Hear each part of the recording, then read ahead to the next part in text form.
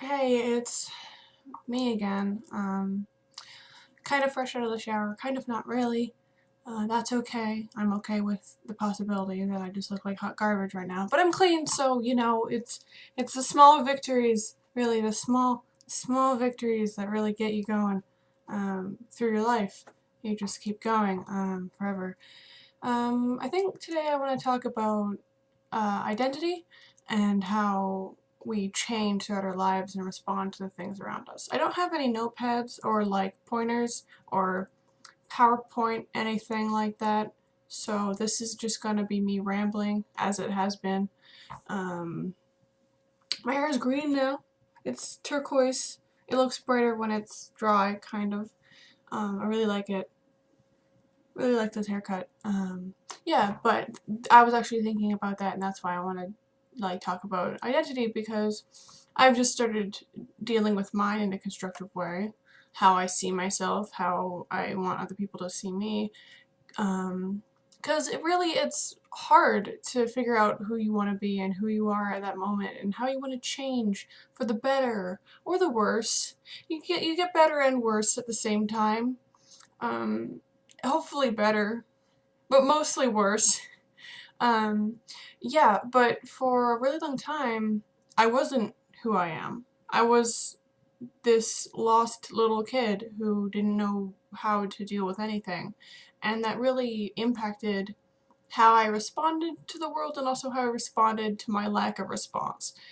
So, for a really long time, like years, up until pretty much like last year or the year before, never really saw myself in the mirror. It was always, I never really like identified as the person as I saw in the mirror. I'd look in the mirror and I'd be like, who is that person? I don't recognize them at all.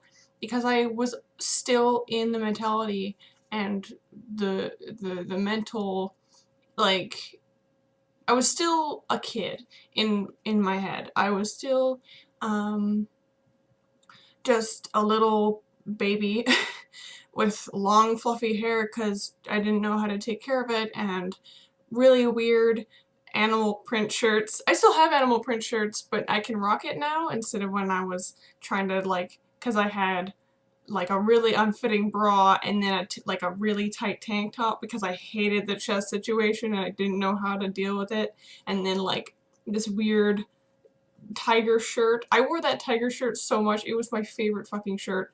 That was my favorite thing ever, and I still love print shirts, but I didn't see this person right here. It was not me. It was just someone's, like, it was just something else. I was very disassociated from my physical body and my physical image, and it really impacted me because I felt it was really hard to be confident with myself. It was really hard to love myself or even be okay with how I was because I didn't see it as myself and I didn't see that person as me.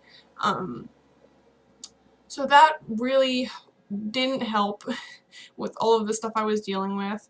Um, but thanks to my beautiful therapist, um, and also like the medication, and also just being taken seriously as an adult now that I'm 19, um, it's helped a lot for me to tell people who I am. I'm Severin. I'm 19. I'm a man. I don't make my bed. Like, I'm telling the world who I am, and that helps me tell me who I wanted to be and how I was gonna present that. So that was really a journey. It was a fucking journey. We got here. We're here right now. Um, it's it's I could not explain how difficult it was for me, especially as a trans man. Whoops, it's trans. Um, as a trans man and also someone who's already struggling with his identity as a mixed person. My dad is very Mediterranean Arab, um, first year immigrant from Algeria. And then my mom's very white, and so I grew up. I used to be much darker. If you look at my old photos, I don't have any on me right now because I hate them. Well, I hated them, and so I avoided them. I'm okay with them now, but I was much darker.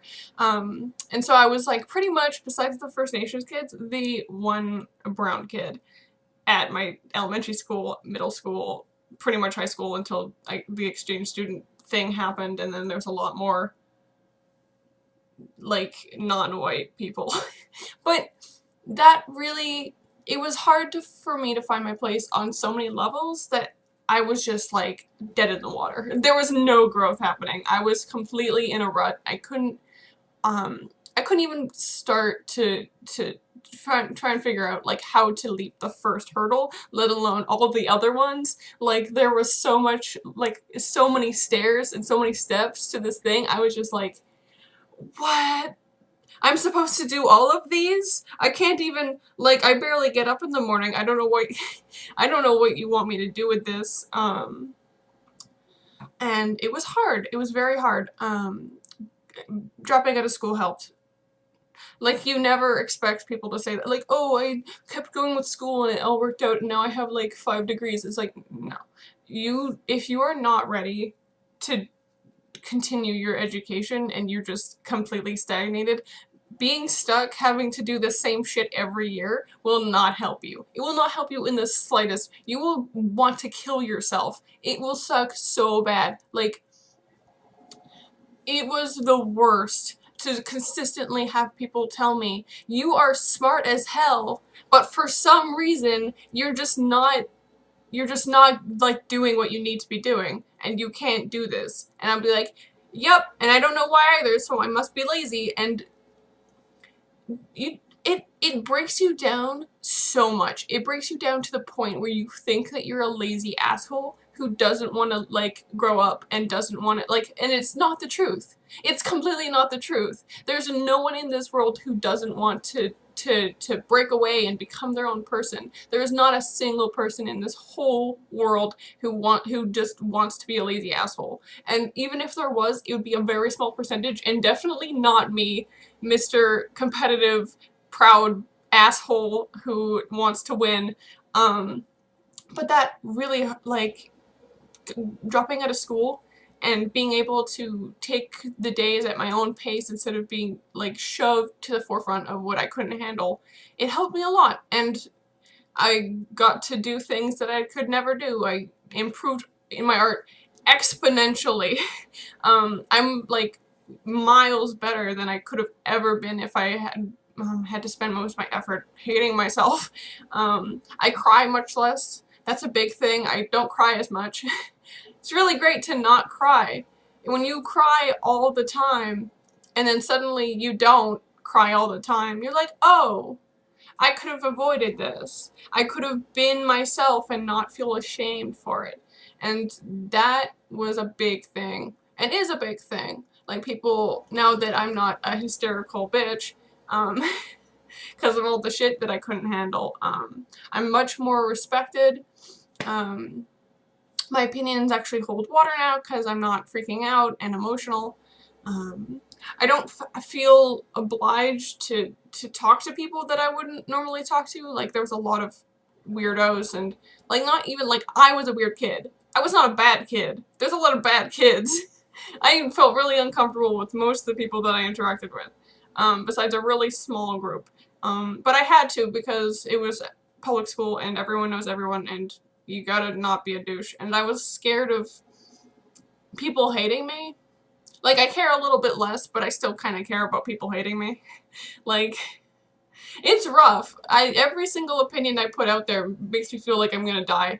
I'm getting better at it, and I'm getting louder about it, and that's good. But yeah, back to the thing, like, I felt like a small child in an adult's body, and that hurt me so much. It was so hard to, like, say what I was feeling and feel like I was meaning it. I would say to people, hi, I'm very lost and alone, and I don't feel supported, and I don't know what to do about it. And they would see this adult, and meanwhile I'm very small. It felt like I was like a very small human. I was piloting my own fucking mecha. I was a very small baby boy piloting my human-sized mecha, and it felt like it. I didn't feel like I fit in my own skin. I was much too small to fit, and so that hurt, and also like it was hard for me to respond appropriately to things that were happening. I would heavily disassociate or internalize it, or just pretend I was coping when I wasn't, and it turned out like real badly, and I made a lot of bad decisions because I wasn't ready to be making them. And I hurt a lot of people too. I hurt many people because I was a stupid, not aware asshole, and I'm taking responsibility for it. I hurt so many people, and I cut so many people off, and because I felt like I needed to protect myself, but the things that I was trying to protect myself from were like either things that I was making up or things that I was taking wildly out of proportion because I was paranoid. So yeah, I hurt a lot of people. I don't know if well, like it's really a question if, it's not really a question if I deserve to be forgiven for those things. I did them, and I know that I hurt people, and that's really the end of it. I'll try not to do it in the future, and I'm working really hard to better myself as a person, and really that's all you can ask for. I care less about people like disliking me. I definitely don't want people to hate me, but when someone's like, hey, we don't really mesh, so I'm just gonna stop talking to you, and I'll be like, cool, that I can totally jive with that. I completely relate. Because you don't have to be friends with everyone. You definitely don't have to be friends with people that you don't jive with. Even if you have everything in common, if you're not clicking with someone, why would you push yourself to do that? It's not worth it. You don't have to do that. Please don't, actually. It makes you're uncomfortable and they're uncomfortable because it feels fake. It's just be true to yourself. Find out what you enjoy. Do them. Find yourself don't date until you don't date. First of all, don't date anyone. Second of all, don't date people who are older than you by like 5 years. I did that. It was a bad idea. Don't hang out with people who are bad for you. If they're telling you to do things that you don't want to do, even if it's little things, like watch this video and you're like, I don't feel comfortable with that, and they're like, no, it's fine, you should totally do it, and then you watch it and you're like, I hated that, and then you're like, well, you're a baby, and you're like, no, I wanted to be mature. Like, don't fucking do that shit. Like, if you are not comfortable with anything at all, you are completely in the right to say so, and you're allowed to be, like, kind of a dick about it. Like, you're allowed to be kind of a dick when someone is consistently not respecting your boundaries. Tell them to fuck off. Block them. Blocking people was the best decision I ever fucking made in my life. Block them. You never have to see them again. It's fine. Find people who you jive with. Find people that you connect with. Find people that want you to be the best person that you can be, and then you will be that person because you want them to be proud of you, and then you'll be a really cool person, and then you'll be like, I can't believe you helped me so much, I love you, and they'll be like, I love you too, and it's like really cool, like just to have friends like that, because that's what I did, and I turned out pretty okay. Like, I'm doing really good right now. Stuff still sucks. Stuff sucks. Today was hard, but I did it, and I've done all the things most of the things I need to do. I need to pack. We're going to Mexico tomorrow. It's really scary, but, I'm excited. I'm really excited for a trip. Because we finally have money to do stuff with, and I'm, like, I grew up poor, man. Like, I grew up right in the middle of, like, I was, like, 14 when we started actually, like, getting shit done and, like, pulling everything together. Like, this house, I was 14 when we got it. Like, and we could not pay it. Like, we were not able to pay any part of it. Like, we took out so many loans. Like, it was really rough. We were doing really rough for a while. But we're finally, like, pulling together, and we have disposable income, and we can do shit. And I'm like, fuck, awesome. I love having shit. Like, I love being able to feel like I, you know, deserve the things I have instead of everyone being like paranoid and scared that we're not going to be able to make rent, like that kind of thing. I'm on like medication and everything, like shit is just working out, and I'm really grateful and thankful, and whoever I can thank, I will. I'm definitely super grateful that this is like going so well through all of the little bad things. Like a little bad thing will happen and then another little bad thing happens. It's a bigger bad thing. And then it's like a little more and you're like, but I was having a really good day today. But yes, identity. I'm finally who I want to be. I'm finally confident in what I want to do, even if that doesn't mean way in the future. Like, I'm still kind of like, oh, I don't know what I want to do for school, but I'm working on it, and I'm a lot more confident about it than I was when I was 15 and suicidal. Makes a lot of difference, you know, when you're actually prepared and kind of like ready to do things than when you aren't. Yeah. So, be yourself.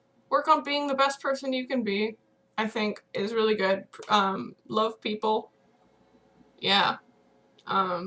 Start a ska band with some buddies. Yeah, that's pretty good advice, I think. Yeah, so this video is over now, so thanks for watching if you do. Leave a comment, I guess, like, who's watching this? No one. Alright, bye!